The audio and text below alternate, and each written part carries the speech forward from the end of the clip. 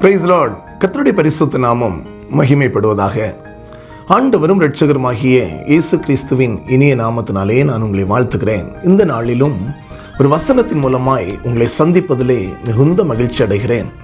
ஏசாயா தீர்க்க தரிசன புஸ்தகம் 44வது அதிகாரத்திலே 2வது வசனத்தை நாம் பார்க்கும்போது, என் தாசனாகிய யாக்கோபே, நான் தெரிந்து கொண்ட யெசுரனே, பயப்படாதே என்று சொல்லப்பட்டிருக்கிறது.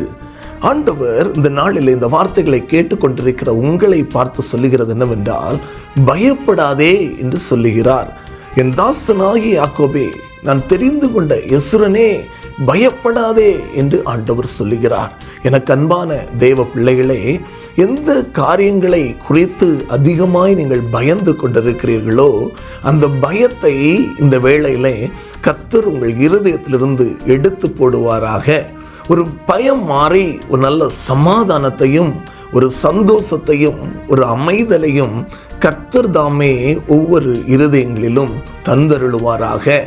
எனக்கன்பான தேவ பிள்ளைகளே, எந்த காரியங்களை குறித்து நீங்கள் பயப்படுகிறீர்கள் என்பது தேவனாகிய கர்த்தருக்கு தெரியும். அந்த ஆண்டவர் ஒரு வாக்குத்தத்தமாய் உங்களோடு பேசி கொண்டிருக்கிறார். உங்களுடைய காரியங்கள் எதுவா இருந்தாலும் சரி, அந்த காரியங்களிலிருந்து உங்கள் பயங்களை மாற்றி அந்த காரியத்தில் ஒரு அற்புதம் செய்வதற்கு நீங்கள் எதிர்பார்த்திருக்கிற காரியங்கள், நெடுங்காலமாய் காத்திருந்து தேவ சமூகத்திலே ஜெபித்து கொண்டிருக்கிற காரியங்களிலும் நீங்கள் பயப்பட தேவையில்லை. ஆண்டவர் சொல்லுகிறார், பயப்படாதே என்று. ஆண்டவர் பயப்படாதே என்று சொல்லுகிறார் என்றால் அந்த பிரச்சனைக்கு ஒரு முற்றுப்புள்ளியும் கர்த்தர் வைக்கிறார் என்பதுதான் அர்த்தம். எனக்கு அன்பான தேவ பிள்ளைகளே, காரியங்களை குறித்து கலங்க வேண்டாம். தேவ சமூகத்திலே சமாதானத்தோடு இருங்கள். கர்த்தர் பெரிய காரியங்களை செய்வார். மகா இரக்கமும் கிருபையும் நிறைந்த அன்பின் பரலோக பிதாவே, இந்த நாளிலும் பலவிதமான காரியங்களை குறித்து பயந்து கலங்கி கொண்டிருக்கிற பிள்ளையுடைய வாழ்க்கையில் ஒரு அற்புதம் செய்யுங்க.